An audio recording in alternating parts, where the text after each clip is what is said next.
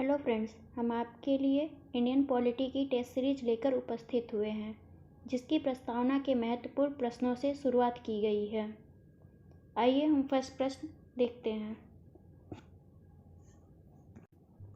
निम्नलिखित संविधान की प्रस्तावना की विशेषताएं हैं। लोक नियोजन के विषय में अवसर की समता, अभिव्यक्ति, विश्वास, धर्म और अवसर की समता, न्याय, सामाजिक, आर्थिक एवं राजनीतिक, राष्ट्र की एकता एवं अखंडता। इनका सही क्रम क्या होगा? फ्रेंड्स, आप भी अपना उत्तर कमेंट बॉक्स में दीजिए।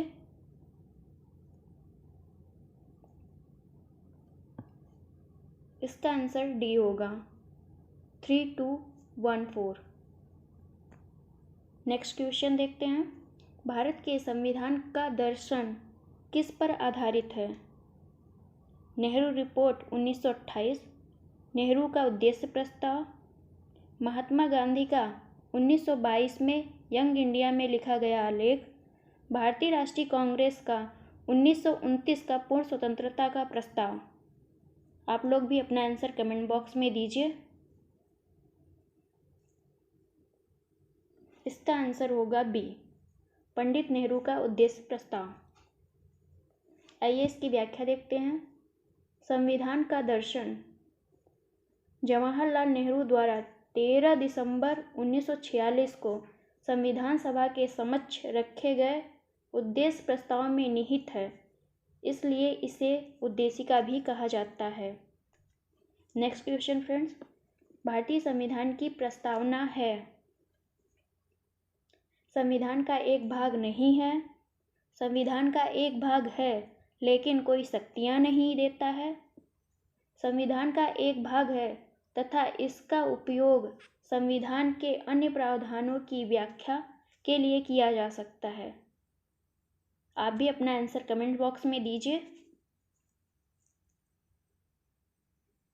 इसका आंसर होगा सी, संविधान का एक भाग है तथा इसका उपयोग संविधान के अन्य प्रावधानों की व्याख्या के लिए किया जा सकता है।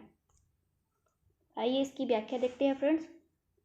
सर्वोच्च न्यायालय के द्वारा केशवानंद भारती बनाम केरल राज्य 24 अप्रैल 1973 के निर्णय में प्रस्तावना को संविधान का एक भाग या अंग माना गया है एवं संविधान के अन्य प्रावधानों की व्याख्या के लिए एक स्रोत के रूप में महत्व दिया गया है। नेक्स्ट क्वेश्चन फ्रेंड्स, भारतीय संविधान की प्रस्तावना अपने देश के नागरिकों के लिए किस चीज की स्वतंत्रता सुनिश्चित करती है?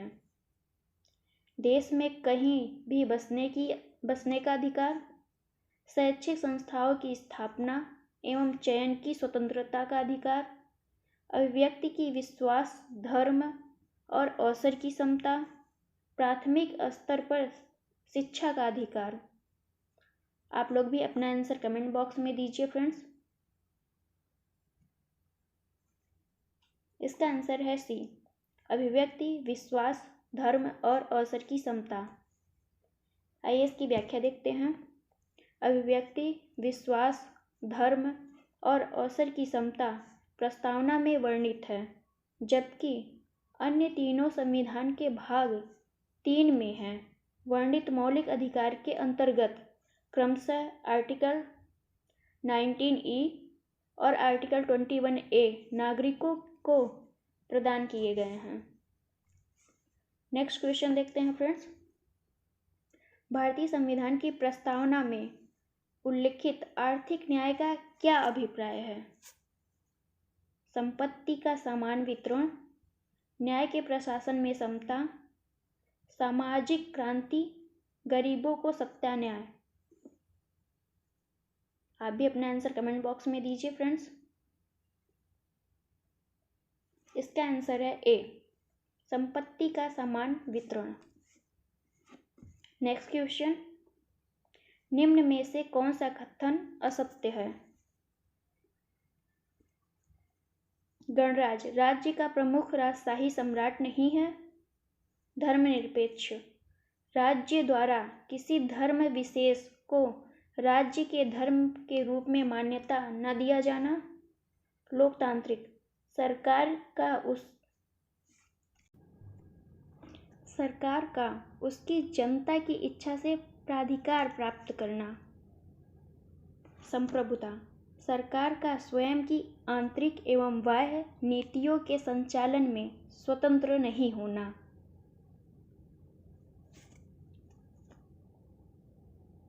फ्रेंड्स, इसका आंसर है डी। नेक्स्ट क्वेश्चन, संविधान की प्रस्तावना का उद्देश्य किसे सुनिश्चित करना है? सभी लोगों के मूल अधिकार, भारत के नागरिकों के मूल कर्तव्य, व्यक्तिगत प्रतिष्ठा तथा राष्ट्र की एकता एवं अखंडता, सरकारी सेवकों की सेवा की सुरक्षा। फ्रेंड्स, आप भी अपना आंसर कमेंट बॉक्स में दीजिए। इसका आंसर सी है, व्यक्तिगत प्रतिष्ठा तथा राष्ट्र की एकता एवं अखंडता। Next question friends,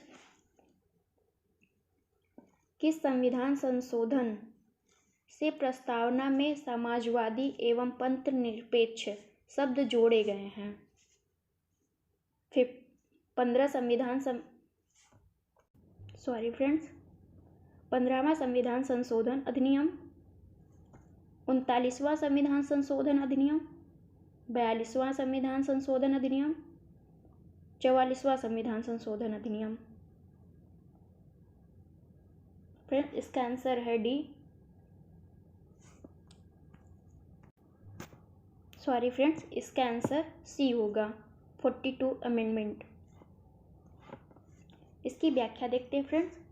Indira Gandhi की सरकार द्वारा 42वें संविधान संशोधन अधिनियम 1976 द्वारा प्रस्तावना में 3 शब्दों को जोड़ा गया है, जो क्रमशः हैं समाजवादी, पंथनिरपेक्ष और अखंडता। नेक्स्ट क्वेश्चन फ्रेंड्स, संविधान की प्रस्तावना में उल्लिखित शब्दों का सही क्रम क्या है? संप्रभु, समाजवादी, पंथनिरपेक्ष, लोकतांत्रिक, गणराज्य। समाजवादी, पंथनिरपेक्ष, संप्रभु, लोकतांत्रिक, गणराज्य। पंथनिरपेक्ष, संप्रभु, लोकतांत्रिक, समाजवादी, गणराज्य। संप्रभु, लोकतांत्रिक, पंथनिरपेक्ष, समाजवादी, गणराज्य। फ्रेंड्स, आपके पास 5 से 10 सेकंड का टाइम है, आप भी अपना आंसर कमेंट बॉक्स में दीजिए।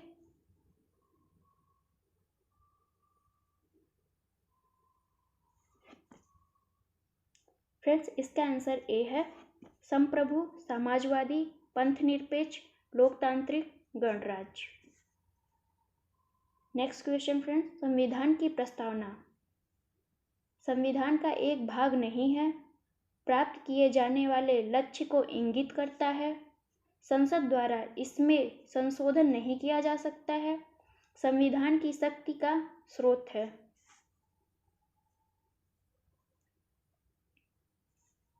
इसका आंसर फ्रेंड्स बी है, प्राप्त किए जाने वाले लक्ष्य को इंगित करता है। आइए इसकी व्याख्या देखते हैं हम।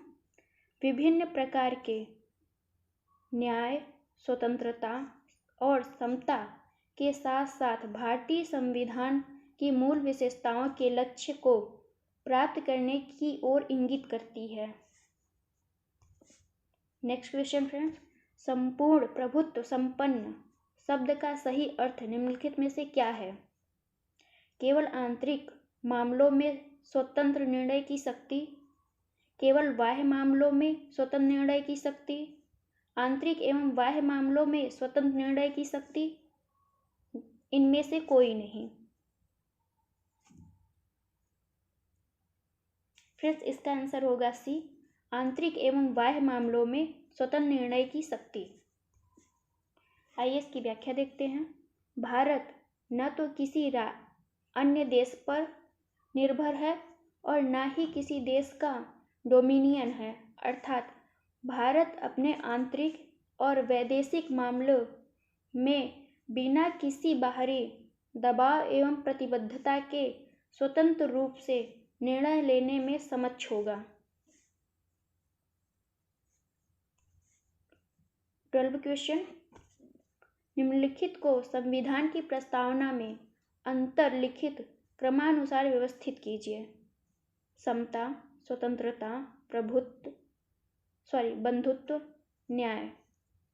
फ्रेंड्स, आप भी अपना आंसर कमेंट बॉक्स में दीजिए। इसका आंसर बी है 4213। आइए इसकी व्याख्या देखते हैं। प्रस्तावना में पहले सामाजिक, आर्थिक, राजनीतिक न्याय, इसके बाद विचार, अभिव्यक्ति, विश्वास, धर्म और उपासना की स्वतंत्रता है। तत्पश्चात प्रतिष्ठा और अवसर की समता तथा अंत में बंधुता बढ़ाने की बात शामिल की गई है। नेक्स्ट क्वेश्चन फ्रेंड्स, प्रस्तावना में संविधान का क्या निहित है?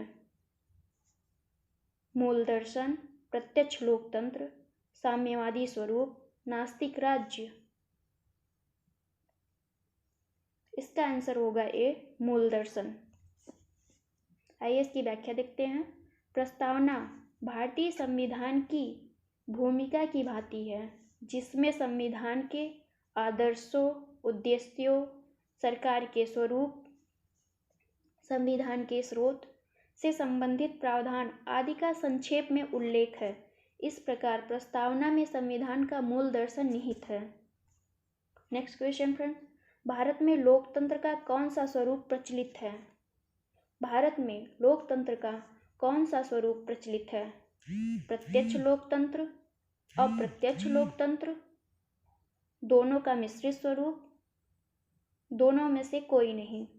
फ्रेंड्स, आप भी अपना आंसर कमेंट बॉक्स में दीजिए। इसका आंसर होगा बी, अप्रत्यक्ष लोकतंत्र। आइए इसकी व्याख्या देखते हैं फ्रेंड्स। लोकतंत्र दो प्रकार का होता है, पहला प्रत्यक्ष और दूसरा अप्रत्यक्ष। प्रत्यक्ष लोकतंत्र में जनता शासन में सीधे भागीदारी करती है, जैसे स्विट्जरलैंड का लोकतंत्र। भारत में अप्रत्यक्ष लोकतंत्र का स्वरूप प्रचलित है, जहां लोगों द्वारा चुने गए प्रतिनिधि सर्वोच्च शक्ति का इस्तेमाल करते हैं। भारतीय संविधान में प्रतिनिधि संसदीय लोकतंत्र की व्यवस्था है, जिसमें कार्यकारिणी या कार्यपालिका अपने समस्त कार्यों के लिए विधायिका के प्रति उत्तरदायी एवं जवाबदेह है। नेक्स्ट क्वेश्चन फ्रेंड्स, भारत के संविधान के निर्माताओं का मत है निम्नलिखित में से किसमें प्रतिबंधित होता है? उद्देशिका, मूल अधिकार, राज्य के नीति निदेशक तत्व, मूल कर्तव्य।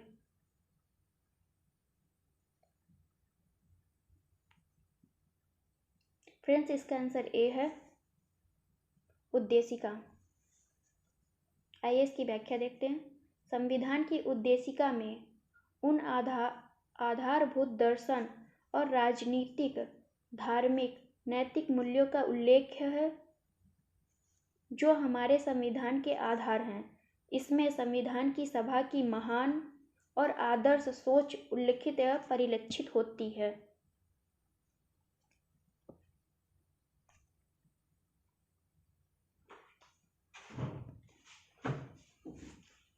ये आ गया था।